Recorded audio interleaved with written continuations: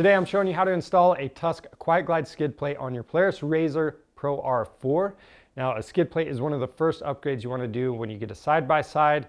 This thing is going to give you full coverage from side to side, front to back, and it's a huge upgrade over that stock skid plate. It's made from 3/8 inch thick UHMW, which is an unbreakable material. It's got countersunk hardware, and this thing not only glides over obstacles, but it's quiet when you hit the obstacles. So it doesn't hang up on things like aluminum would. Now the install process is straightforward, so let's go ahead and get started. To start out, we want to gain some clearance to get our skid plate installed. So we're going to use some ramps for our machine. And when you do this, normally you're going to use 4 ramps all the way around. We're only using 2 to better show the process so we can kind of tip the bottom towards the camera here. But with that being said, once you're on the ramps, you want to make sure the vehicle is in park and secure. Now that we have some clearance, we're going to go ahead and remove the stock skid plate. I'm going to start by removing the hardware in the back section. After that, you can remove the hardware in the front section. Keep in mind, you have 2 hooks that go around the frame in the front. So you're going to have to pull down on the front section of the skid plate to remove it. Now once this is off, do not throw away the front section of the skid plate because we are going to cut 2 pieces from that and reuse it. The next step is to cut the front section of your original skid plate because we're going to use this bend towards the front of the machine and these clips as well. Now you can see that I've already cut the skid plate that I've taken off before, but I've got a brand new one right here just to show you guys the process how to do that. So this is what your piece on each side should look like once you're done. So for me, I'm going to use some masking tape. You can use a paint pen if you want. Now this cut doesn't have to be exact, but you want to get it somewhat close to what we're doing here. We're not going to take any measurements, but you want to make your cut behind this line right here. So I'm going to take the masking tape. I'm just going to square this off.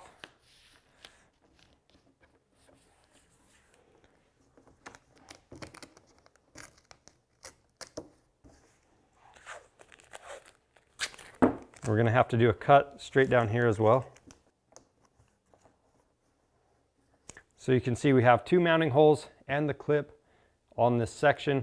You'll do the same thing on the other side. And then you just want to use a jigsaw.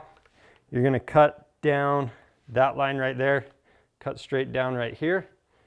Once you remove the piece, you can use a file or sandpaper, and you're going to want to clean up the edges of your piece. It doesn't have to be perfect, but any little strands that are hanging off, just clean them up.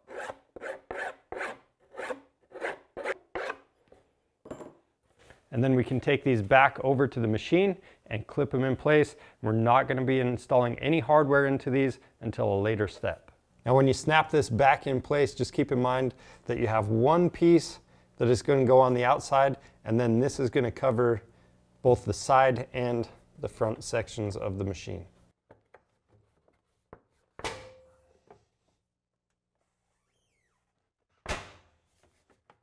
So right here I have all of my hardware laid out. I've grouped all the same sizes together. This is important to do. You want to make sure all of your hardware is there. Compare this stuff to your instructions. It's going to help you stay organized throughout the process. And we're going to be using all of this hardware to make different groups to attach the skid plate. Now I do want to point out that the kit also comes with a drill bit for these self-tappers. Now back on the table we have our rear skid plate section. We put it on a couple blocks of wood to help us install one of the spacers. So this is spacer B. You want to line it up so this square hole matches up with your skid plate. You're going to have all these mounting holes line up as well. And then we're going to take hardware group E and we're going to go through the bottom. So these are M6 by 25 millimeter countersunk bolts. Go through both pieces. Then we have the M6 nylock nut on top. We'll do that on the other side as well.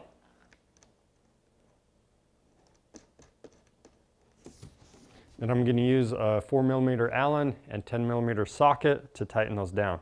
And just make sure all this stuff is lined up when you do that. Now while we're here, I want to talk about the other 2 spacers. So you have spacer A, this is in the back, and the bolt holes, they're offset. So this is only going to go on correctly one way. If you have the bolt holes going this way, part of the spacer is going to hang off the side of the skid plate. So just make sure it's not doing that. And in the front, you want these 3 bolt holes. They're going to be facing the front of the machine. The other 2 holes, they're going to be going through these mounting locations in the side right there. So these 3 share the mounting locations with the rear middle skid plate. And through all of these mounting locations, we're going to be using hardware group B, and we're going to leave it slightly loose for now. To position the skid plate on the machine, I'm using a jack. It's going to make the job a little bit easier, but if you don't have one of these, you can just have a friend help you out. And then again, to mount this up, we're using hardware group B, and it's going to go in all the mounting locations of our spacers, except these front 3 spots we're going to leave blank for now.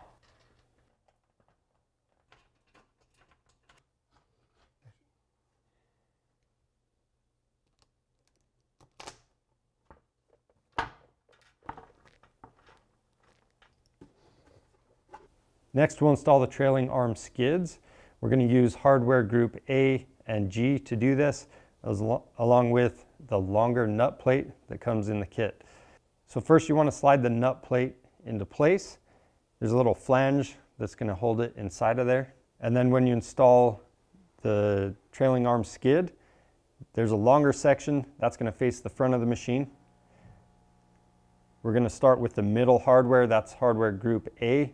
So your M6 by 20 millimeter button head bolt along with that cup washer. And then on both ends, we have hardware group G. That's your M8 by 25 millimeter bolt along with the cup washers. After that, we can use our 10 millimeter socket. We'll tighten all of the hardware down and then do the same steps on the other side. Next, we'll move on to the rear middle skid plate. We need to use hardware group F to prep this first. We're taking the 2 T-nut inserts, and towards the front of this, on the inside that is going to sit next to the frame, you'll see 2 smaller holes. We're going to put these nut inserts in those 2 holes. We're going to tap them in place with a hammer. Then we can set the rear middle skid plate in place, and again, using a jack can help you out. You want to pay attention to how this lines up with that rear skid plate section. They're going to overlap. And we're going to use hardware group A to start mounting this up. There's going to be 9 in that hardware group. You want to refer to the diagram for those mounting locations. And then again, leave this hardware slightly loose so we can make adjustments later on. Next, we're going to take 3 of hardware group B, and we're going in the back 3 mounting locations of the rear middle skid plate. And that's going to be going through that spacer C that we previously installed. Next, we're going to set the front middle skid plate section in place. We're going to first install 3 of hardware group A and then 4 of hardware group B.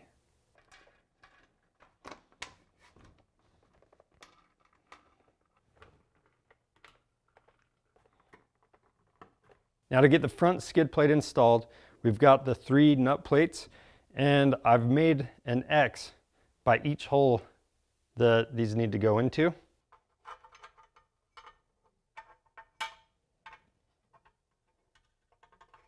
Now if you have any issues with these nut plates moving around, you can apply just a little bit of grease to them to help hold them in place. Our machine's a little bit tougher since we do have it on an angle.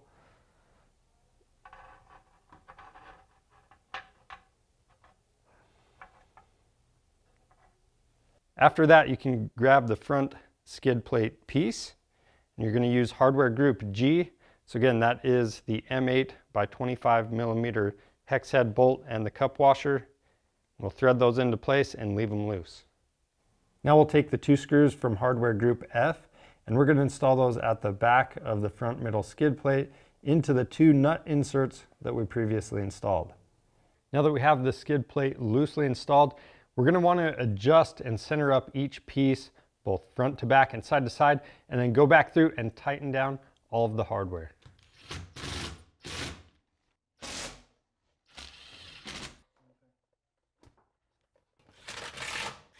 Now that we have everything tightened down, you'll notice that there's several mounting locations that don't have any hardware in them. So each one of the remaining mounting locations needs to have a hole drilled with that supplied drill bit. So what you're gonna do, now again, we've already had this skid plate installed once, so I'm just gonna show you how to drill one hole out, and then you're gonna install all of those self-tappers or hardware group D in those locations. But what you wanna do is, I usually start at a point that is closest to the frame, but I'm gonna show you right here. You're gonna wanna take your marker or Sharpie, whatever you have, mark the center of the mounting location. Then you're gonna take a punch and a hammer. You're gonna mark that location, create a little dimple for the drill bit, and then just drill it out. So hardware group D is that self-tapper. We've got a cup washer. I'm gonna install that with the T40 Torx bit. And it's always a good idea to screw these in by hand. You might need to start these with an impact driver, but always finish tightening them by hand, and that way you don't strip them out. But you're gonna have to apply some pressure and let that cut the thread.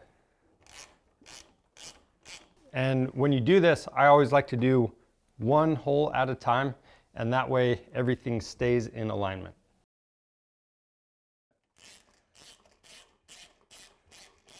And last, we have 4 mounting locations for hardware group C that we need to take care of. So again, you're gonna use your hammer and punch. You're gonna mark the center of the mounting location.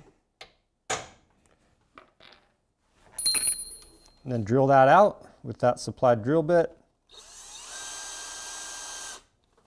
And then hardware group C is the M6 by 20 millimeter button head bolt. You've got the mini cup washer you're going through. We'll go through the skid plate and the frame, and then we have that flanged nylock nut on the back side. And then we're going to be using a 4 millimeter Allen and 10 millimeter wrench to tighten this down.